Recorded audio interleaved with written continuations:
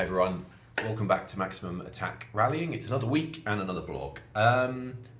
Relatively short one this week. The main topic we'll come to is Rally Legend, but obviously in WRC terms, we're kind of in no man's land. We're still waiting for Central Europe Rally. So the season is kind of winding down, so we've got a gap, and that's a bit of a shame. However, there is one WRC story I want to talk about, and that is about Pierre-Louis Loubet. So there's been some, I was going to say rumblings, but it's been more than rumblings, hasn't it? So after Chile, he announced that he would be separating from his co-driver Nicolas Gilsoul, who was Thierry Neuville's co-driver, and they also had a slightly bizarre split, didn't they? So yes, Gilsoul has been involved in another weird co-driver split. They actually only came together, he and Loubet, at the beginning of this year, after poor Loubet had already lost his previous co-driver Vincent Landais to Sébastien Ogier, who understandably, given the opportunity, wanted to spend time sitting with Ogier, even though he's only driving part-time. Anyway, so that meant that Loubet came together with Gilsoul, and they would compete for this season.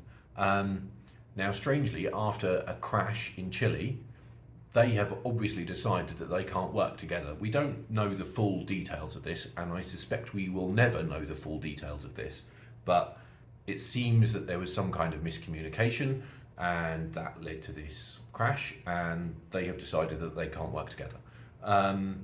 It sounds like that this was kind of an ongoing issue, perhaps, so that's the end of that. That means no more Nicolas Gilsoul in the WRC again. Also, that's left poor Loubet looking for another co-driver, which after a pretty poor season this year is very difficult, isn't it? Only 2 rallies left. I think what he has to do at this point is just take this as a reset, you know, and Central Europe and Japan are just an opportunity to kind of forge this new relationship, aren't they? So it has been announced that now that Ogier's previous co-driver, Benjamin Velas, or I'm probably murdering that, sorry Benjamin, they will now compete together in Central Europe. So that's a learning experience for Loubet, isn't it? It's just an interesting story, isn't it? I think it's going to make Central Europe difficult for Loubet, who probably didn't need that at this point. I don't know if he's in danger as such. I think with the situation with M Sport, if he's bringing money to the team, then that will obviously grease the wheels for him retaining his seat. But it's not ideal, is it, by any means? And it's just a weird situation. This happens sometimes, doesn't it? A driver and co-driver don't quite gel. I think perhaps in this case it was a bit more dramatic, wasn't it? Because it happened after this big accident, which was obviously some result of something not quite fitting together between those two. So yeah, so that's kind of the main story in WRC terms this week that I just wanted to touch on. It's going to be interesting to see how that partnership develops. As I said, I think for those guys it's just a case, certainly with Central Europe, of just figuring out how things go. I think they have tested together, so hopefully that will maybe help Loubet to have a bit of a reset, to be honest. So, you know, it's not all bad. So we'll see what happens there. I think we'll leave it there in WRC terms. I think the main topic for this week's video is Rally Legend. So let's get on to that, shall we? This event is something else, isn't it? I have slightly mixed feelings about it, but let's start with the positives. I think in show terms, it has to be the template, doesn't it? In the UK, for people in the UK, and I guess some of you, actually judging by the analytics, not that many of you are in the UK, the audience is quite mixed, but in UK terms, if you were looking to put on a show event, Rally Legend is the one that you would look at, isn't it? It is massive, absolutely massive event, and people travel from all over Europe to go to it, and that there has been talk in the UK of us having a show event of our own. I know we have a few demonstration, like historic type events, rally revival and things, but they're not on anything like the same level as Rally Legend. Rally Legend is huge, massive event, draws a massive crowd, people go absolutely mad, and I think as a showcase for rallying in many ways it's fantastic. You know, it attracts a huge crowd.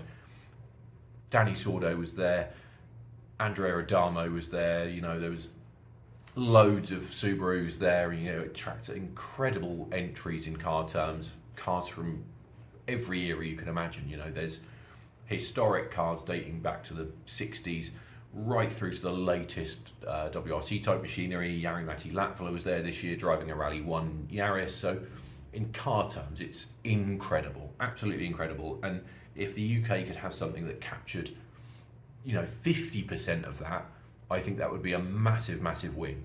You know, it's not the only event of that type. There's Eiffel Rally Festival in Germany, which is another one that looks really good. But I think Rally Legend is kind of, it's kind of the format, the atmosphere certainly that everyone wants to kind of get themselves, and there's always a real buzz around it. I keep thinking that I would absolutely love to go to it. I think there is one thing that scares me a little bit, and I'm not saying it makes me not want to go, but I think every time I watch videos about it, I just wince a little bit, and that is the spectators who are just completely mad. I don't have any footage of it because I'm not going to steal other people's videos. That doesn't feel like the right thing to do, but you're watching this on YouTube, so once you've finished this video, don't do it now, you have to watch the end of this video, but type in Rally Legend and you will see what I mean. I love that there are so many people there, I love that they're so enthusiastic, I love that there's a party atmosphere, all that stuff is great, but the thing that just scares me a little bit is just how nuts some people are. At times it makes me think of like Group B and, you know, Group A in the 90s, where you've just got people super close to the road. I mean, the cars aren't going at full 100% maximum attack pace, but the thing is that, I mean, a lot of them are going quickly enough. Not everyone goes super fast, but a lot of them go reasonably quickly, and they're throwing the cars around. You know, they're not just driving around at kind of 80%, you know, well within their limits. They are throwing the cars into hairpins, and, you know, it's maximum sideways, put on a show, which is great. But when you've got people in places super close to the side of the road, there are just times when I watch it and it's just a bit uncomfortable. Like I said, it just reminds me a little bit too much at times of the old days, and that is amazing in so many ways. It's so great to see the flares and the cheering and just all of the nutsness. Nutsness isn't a word, is it? But I've just made it a word. But there are just moments when I think, oh God, how did you miss that part?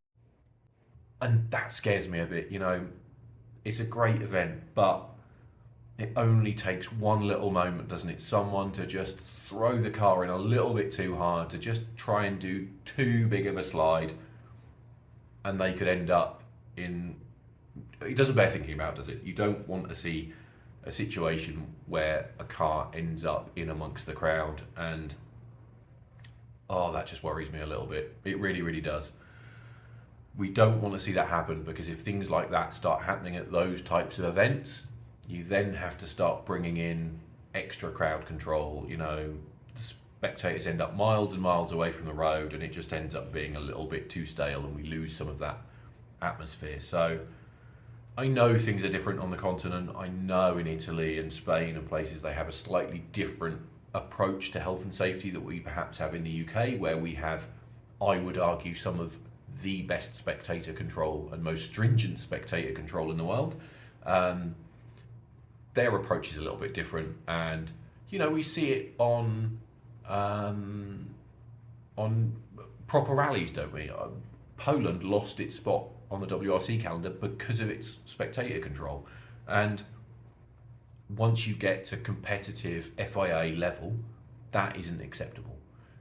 On a demonstration event, you know, it's perhaps slightly different, but I think the thing is, if we were to import that style of event to the UK, the governing body in the UK, Motorsport UK, are not going to accept that level of craziness. So I don't think we're ever going to have a replica of Rally Legend in the UK. It is going to be more toned down, and they are going to be more cautious when it comes to spectators. But I do see their point. You know, I'm sorry to say it, I do see their point, because, like I say, I watch videos from Rally Legend, and sometimes I do cringe a little bit, because, man, they take some risks. And I get it. I get why the drivers drive like they do, because they want to put on a show. Part of me, you know, in the kind of old school, old fashioned, looking back on the glory days way, thinks, yeah, it's great that the crowd's so close, they're all in at the atmosphere, you've got cars doing donuts around roundabouts that are packed with photographers and all that stuff. And, you know, and the fans are running it. If a car goes off, they're running in and pushing it. And it is hard not to love it in a way. You know, if you're a slightly old school rally fan, you will love that, because it feels like the old days. But it's a bit scary. It is a bit scary. I don't want to be negative about it, though, because I think on the whole, it is such an amazing event. And if you want to make people excited about rallying and rally cars, you know, seeing them skidding around, doing donuts, and just going a bit mad, and just driving for fun rather than just trying to drive as fast as possible and clip every apex and get the line perfect every time, and all that racy stuff that rallying has kind of become over the last couple of decades.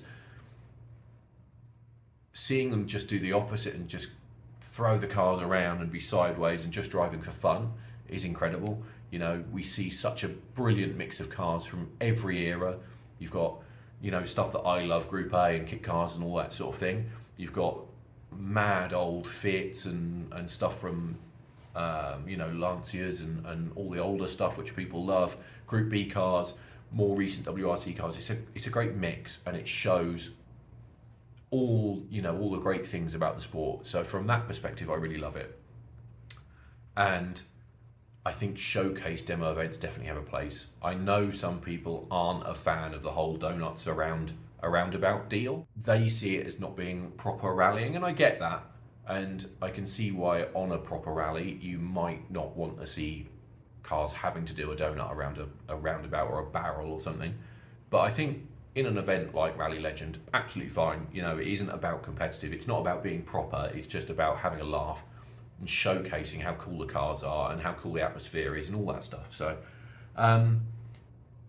yes, it's on my list. Let's wind this down, because I said this video would be shorter. Rally Legend is absolutely 110% on my list, and I will go there at some point in the future. I really hope, from a selfish perspective, that we do have an event like that in the UK. I know there are people running, as I said, kind of historic revival type events, and I hope they continue to grow. And I hope Motorsport UK work with them and don't try and reinvent the wheel, and just focus on capturing the magic of events like Rally Legend and Eiffel Rally Festival and all that. So let's wrap it up there. 2 bits of housekeeping just to finish. We had 2 bits of housekeeping last week, but we're going to have 2 bits of housekeeping again, and the first one is exactly the same as last week, which is like, comment, subscribe and all that crap, because it really helps. We've gone up by another 25 odd subscribers over the last week, which I'm super grateful for, so thank you so much if you're watching and liking and subscribing. That does really help, and it makes it worth sitting here and doing these videos when I could be watching TV or doing something lazy and eating McDonald's or whatever. The second piece is just a little taster of next week. So it's Thursday today. Tomorrow and Saturday, I will be going to the Saudi Toyota Championship, which is a local event here, where there's drifting, autocross and time attack. So I will make some footage of that, and that will be the main topic of next week's video. So hopefully that will whet your appetite, just to get a little glimpse into Saudi motorsport, which is very much in its infancy, but hopefully you'll appreciate that. So we will end this video right there, and please do tune in next week. And as I say, like, comment, subscribe, because as I always say, I want to be validated by strangers on the internet, and to do that, I need you to click those buttons. So thanks for watching, and I will catch you again next week.